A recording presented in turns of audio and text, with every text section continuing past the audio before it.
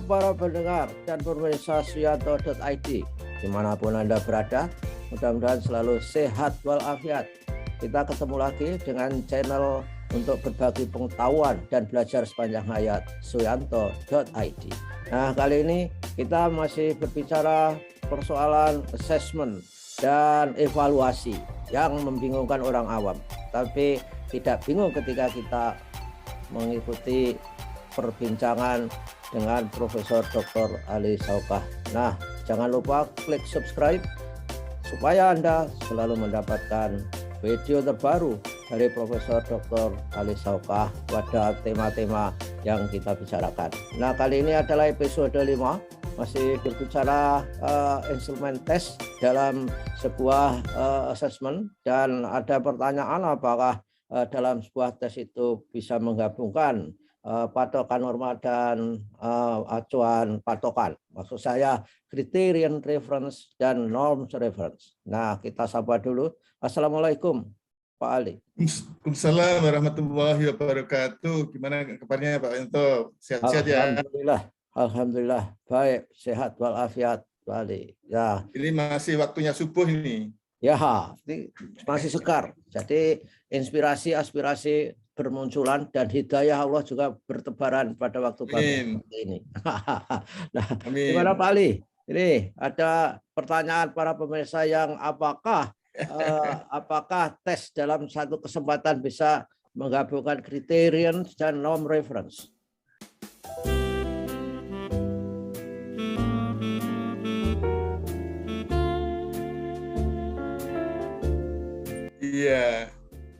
Iya, jawabannya memang tidak mudah ya mengatakannya itu, tapi baiklah saya coba menjawab. Jadi pada dasarnya yang kita bicarakan tetap tema besarnya itu assessment atau evaluation atau dan jadi artinya ini kita masih berasumsi bahwa kebanyakan menggunakan istilah assessment dan evaluation itu dengan arti yang sama, yang kemudian membedakan itu sebetulnya bagaimana nanti diinterpretasi hasilnya atau dipaparkan hasilnya. Nah, dalam kaitannya dengan assessment dan atau evaluation itu. Sebentar Pak Ali. Ya. Pak Ali barusan menyatakan bahwa evaluasi dan assessment itu untuk kepentingan ini sama, interchangeable untuk menggunakannya. Bedanya adalah tergantung pada interpretasi. Tapi interpretasi itu kan tidak akhirnya menggiring. Ketika interpretasinya ini, maka assessment. Ketika interpretasinya itu tidak menghakimi, maka evaluasi. Kan nggak begitu, tetap sama. Nah, sebetulnya artinya kalau dia digunakan secara bergantian dalam artian sinonim ya, itu berarti yang nggak ada bedanya gitu. Ya makanya, iya. Makanya nggak ada bedanya. Ya, jadi, makanya kalau yang membedakan itu, ya kalau yang membedakan, mohon maaf Pak Yanto. Jadi kalau yang membedakan itu hanya pada perbedaan di dalam memaparkan hasilnya. Ya.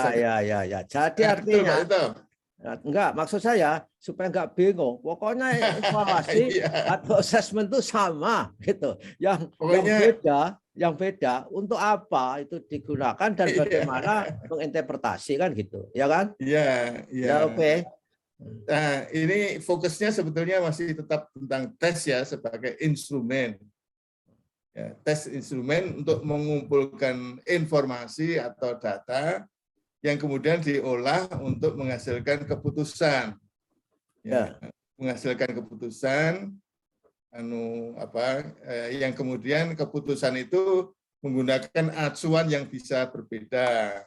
Acuan yang sifatnya norma dalam artian membandingkan satu individu dengan individu yang lain, sehingga kemudian bisa saja menghasilkan ranking. Biasa disebut dengan penilaian acuan norma, yang kalau kemudian dalam level tes itu seringkali juga tes acuan norma begitu. Sedangkan kemudian kalau seseorang dianggap baik atau tidak baik itu didasarkan atas kriteria secara absolut ya, dalam artian tidak relatif terhadap kelompok tes yang lain, itu berarti ya penilaian acuan patokan, atau kalau sekarang ini fokusnya pada tes ya tes acuan patokan. Nah ini pertanyaannya itu, kalau ada satu tes tapi kemudian itu adalah gabungan dari TAN dan TAP, ya tes acuan norma dan tes acuan patokan, itu bisa enggak gitu ya. Nah, ini jawab ini. Pada dasarnya sifat pengembangannya, jadi pada waktu mengembangkan tes itu sudah beda prinsipnya. Kalau tes acuan norma, karena ingin membedakan ya, bukan ingin membedakan, tapi ingin mengetahui apakah memang peserta tes itu bisa atau tidak bisa, betul-betul bisa membedakan antara yang bisa dan yang tidak bisa. Ya. Ada. Nah, kalau tes yang harus bisa membedakan ya, kalau dalam istilah tes itu kan diskriminatif ya, atau kemudian menghasilkan angka yang namanya discrimination index gitu ya, angka yang menunjukkan tingkat kemampuan mendiskriminasi, kemampuan butir-butir tesnya itu mendiskriminasi antara yang bisa dan yang tidak bisa. Ya. Ini memang tidak bisa kemudian disamakan dengan pengembangan tes yang acuannya itu kriteria. Oke. Sederhana saja mengatakan yang acuannya kriteria itu yang sulit atau yang mudah, yang terlalu sulit atau yang terlalu mudah, itu tetap saja harus dimasukkan, karena sebagai tes itu harus menjadi sampel yang mewakili ranah kemampuan yang memang mau diukur. Jadi misalnya ada kan bagian-bagian yang sulit, ada bagian-bagian yang mudah. Nah, itu juga harus terwakili. Taunya mudah, taunya sulit kalau itu tesnya sudah mencakup itu. Nah, itu prinsip untuk tes yang dikembangkan sebagai interpretasinya itu nanti acuannya pakai patokan. Nah, kalau tes yang dikembangkan interpretasinya nanti adalah acuan norma, itu yang terlalu sulit itu tidak ada gunanya membedakan, yang terlalu mudah tidak ada gunanya. Kenapa tidak ada gunanya? Kalau terlalu sulit kan semua orang nggak bisa. Iya. Nggak bisa, yang tidak pintar tidak bisa. Kalau terlalu mudah semua bisa. Jadi nggak bisa membedakan. Nah, kalau tesnya itu acuannya seperti ini, acuannya adalah norma, maka kemudian yang dianggap bagus itu adalah yang bisa membedakan antara yang mampu dan yang tidak mampu. Jadi artinya kalau dalam pengembangannya itu tidak sama. Jadi mengembangkan tes itu memang nggak gampang. Jadi secara pendengar dan pemirsa, tadi dikatakan bahwa tes yang baik ketika harus membedakan itu harus ada discriminating power. Jadi item-item tesnya itu, opsinya itu kan nggak bisa kalau orang awam itu membedakan mana yang benar, mana yang salah gitu Pak Ali ya. Seperti TOEFL atau IELTS itu. Ketika orang dihadapkan pada soalnya itu sangat-sangat sulit membedakan. Kalau tidak memang paham benar. Nah, itulah tes yang baik saya kira. Dan harus begitu. Ya, pada dasarnya kalau TOEFL itu mestinya kriterian ya. Kriterian dalam artian kan itu berdasarkan kompetensi yang dideskripsikan atau konstruk yang didefinisikan, kemudian setelah itu dikembangkanlah butir-butir tesnya untuk mengukur konstruk tadi, dan itu sebagai tes itu mewakili konstruk itu. Jadi walau ya ini saya memang bisa aja menggunakan itu sebagai contoh. Jadi kalau mau bertanya tentang apakah mungkinnya itu pada interpretasi Pak Yanto.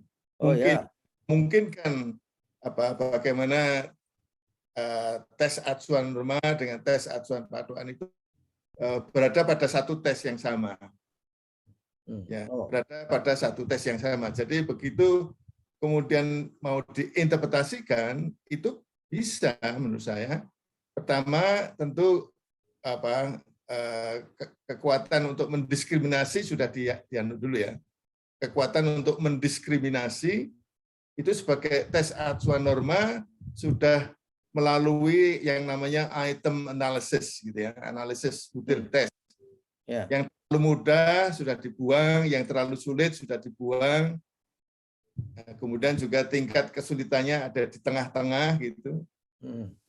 Itu memungkinkan untuk mendiskriminasi yang bisa dan yang tidak bisa.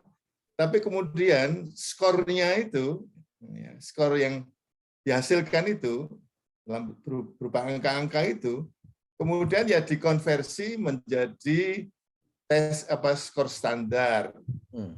Pernah saya sampaikan juga yang biasa disebut dengan Z-score.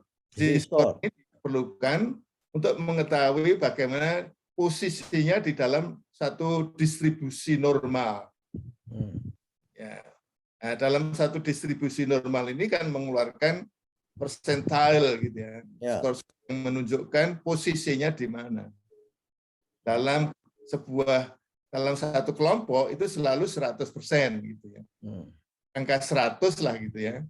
Selalu bisa di-100-kan gitu.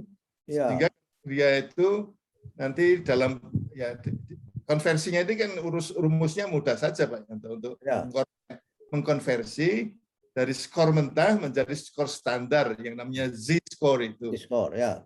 Itu skor mentah ya, kemudian itu dikurangi rata, kemudian hasilnya dibagi standar deviasi. Jadi ini statistik yang sangat mudah. Kemudian menjadi skor standar Z tadi. Nah, dalam distribusi normal itu ada istilahnya itu statistik yang menunjukkan angka standar tadi dan bagaimana angka standar tadi posisinya dalam satu kelompok itu, dalam 100 itu, sehingga posisinya itu kalau dalam tabel distribusi normal itu ditunjukkan dengan angka desimal. Angka desimal itu dari 0 sampai 1 gitu. 0%, 1 itu 100%.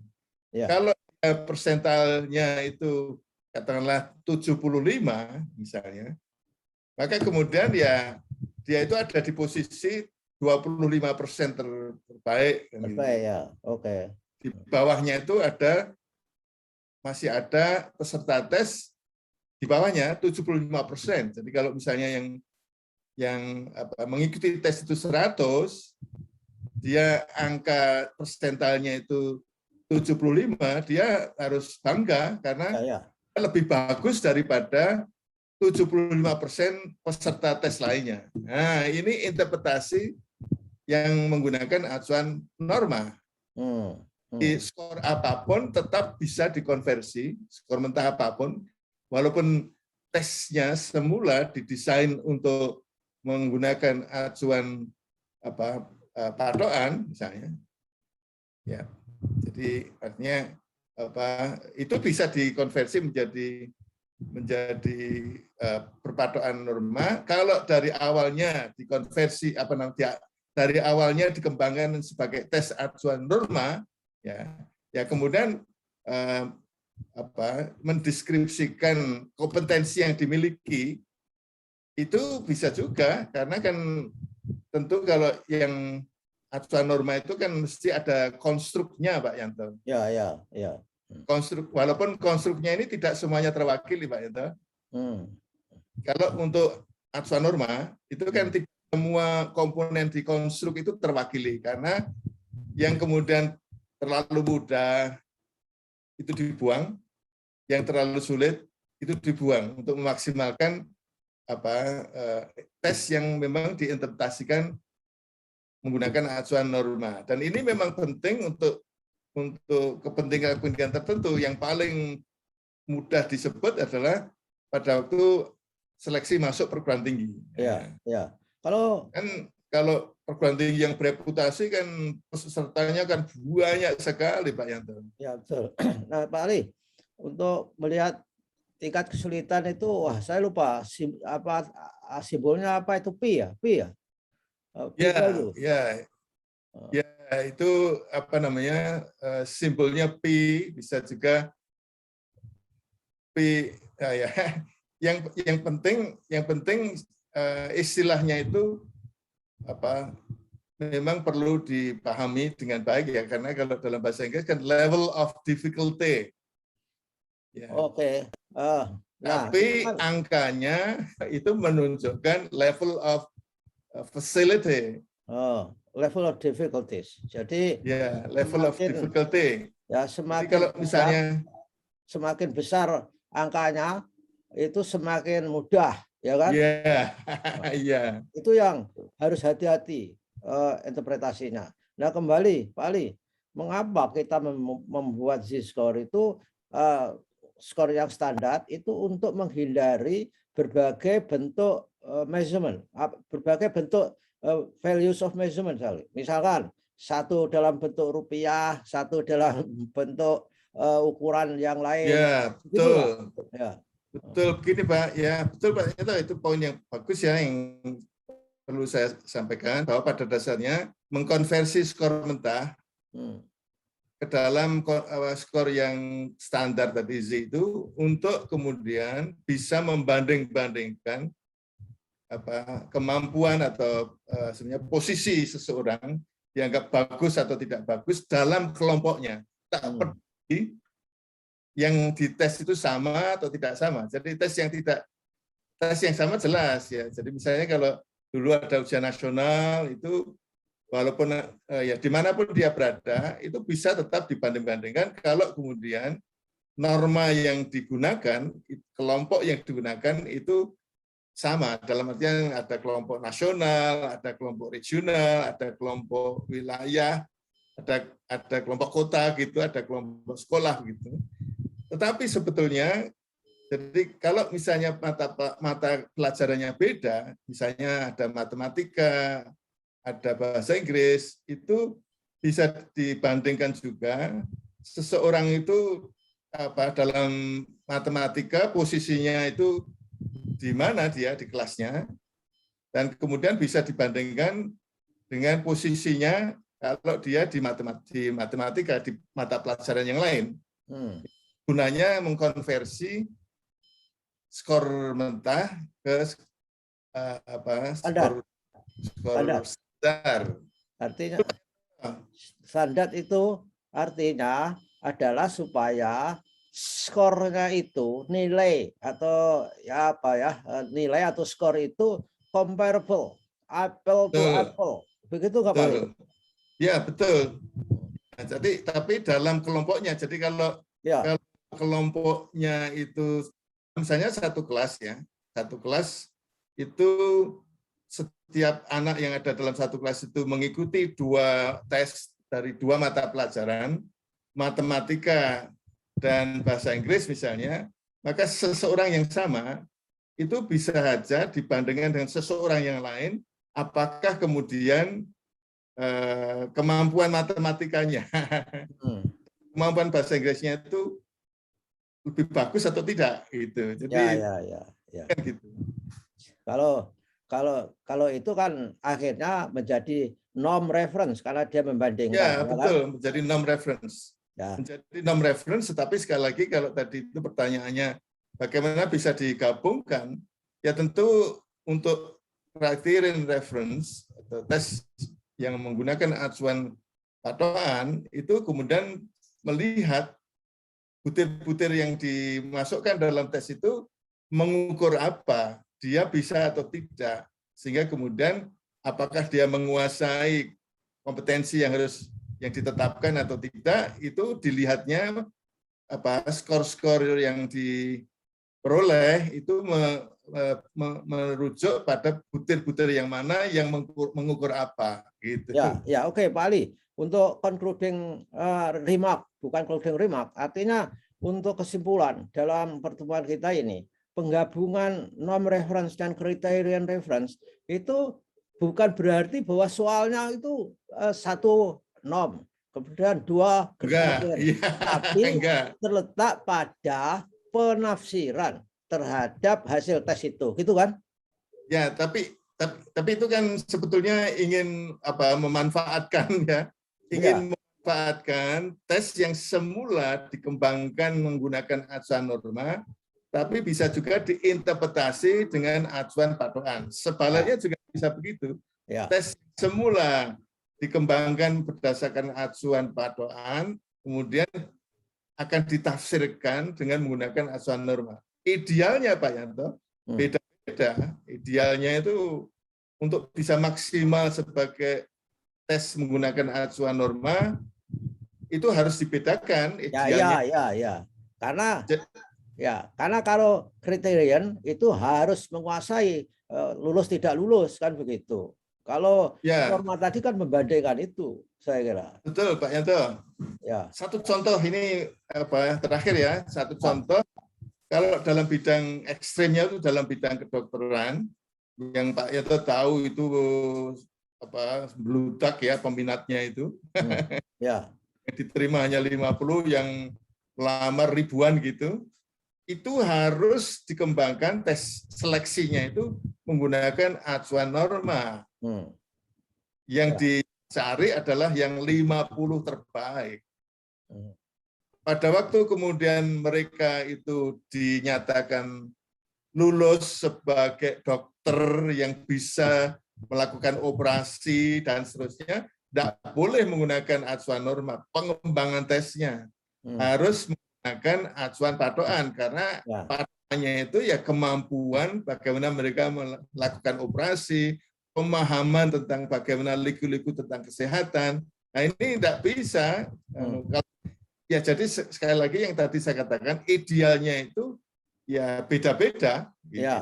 Kalau gitu. Yang konkret Pak Yanto, kalau seleksi mahasiswa kedokteran dan kemudian itu menggunakan acuan norma karena memilih 50 yang terbaik dari sekian ribu, tapi pada waktu kemudian ujian akhir menyatakan seseorang menjadi dokter yang bisa praktek, itu tidak bisa menggunakan acuan norma, karena kalau dia menggunakan acuan norma, dia mungkin terbaik, tapi terbaik dari orang-orang yang tidak mampu. Oke. Kalau acuan patokan itu jelas dia terbaik, baik dalam artian dia mampu melakukan kegiatan-kegiatan yang nanti kalau dia sudah dinyatakan sebagai dokter. Begitu Pak itu. Oke. Kalau gitu pertanyaan itu sebagai penutupnya, contoh dokter itu tadi berarti tes untuk seleksi penerimaan itu kan ada orang yang menyebut predictive test, kemudian tes yang criterion reference pada akhir ketika harus lulus dokter, maka itu disebut achievement test. Bisa begitu nggak Pak? Ya, sebetulnya itu tentang validitas ya. Tentang validitas ya. Kalau yang tes seleksi itu biasanya validitasnya itu istilahnya itu prediktif ya. Prediktif, jadi yang 50 terbaik dokter tadi itu diprediksi akan lebih berhasil daripada kalau kemudian yang tidak diterima itu diterima gitu. Tapi ini asumsi-asumsi, tetapi kemudian yang tes akhir kedokteran itu dari segi validitas itu validitasnya konstruk ya, konstruk dalam artian bagaimana kompetensi yang harusnya dimiliki itu apa, kemudian setelah itu kembangkan menjadi butir-butir. Butir-butir itu tidak hanya tes tertulis Pak Yanto, jadi bisa saja macam-macam termasuk tes tes perilaku ya, melakukan sesuatu itu termasuk juga tes. Jadi ingat bahwa wawancara itu bisa tes loh ya. Bisa berupa wawancara gitu. Bisa berupa observasi. Jadi karena misalnya calon dokter ingin tahu apakah dia betul-betul terampil melakukan operasi, itu diamati kemampuan mengoperasikannya itu tes. Oke. Terima kasih Pak Ali, saudara pendengar dan pemirsa Suyanto.id. Mudah-mudahan tercerahkan mengenai kebingungan antara asesmen dan juga evaluasi, dan beranak pinak menjadi tes kemudian normanya, dan cara menafsirkan hasil tes itu sendiri. Terima kasih atas kebersamaannya Pak Ali. Assalamualaikum warahmatullahi wabarakatuh. Waalaikumsalam warahmatullahi wabarakatuh.